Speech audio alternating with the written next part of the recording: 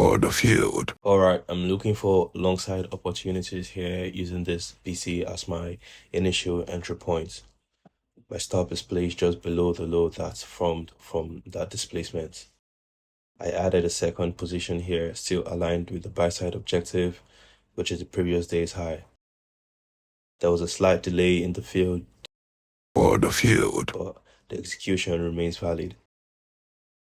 These inefficiencies here are invasion fair value gaps, and I'm using them as additional entry points.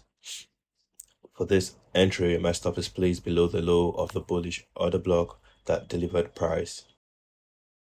The next entry is based on a reclaimed BC, still targeting the previous day's highs and also the 0.25 level of the new week opening gap.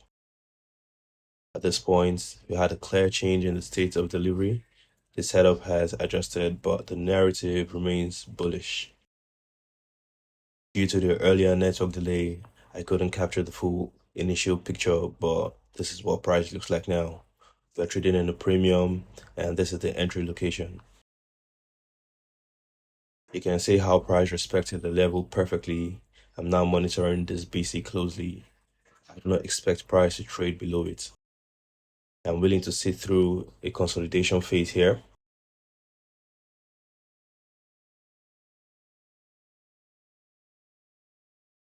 And as you can see, clockwork.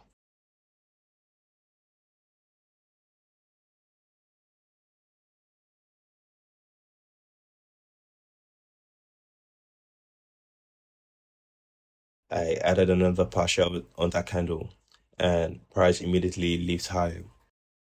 The reclaimed BC continues to hold, and at this point, there's nothing restricting price from reaching to the previous day's high.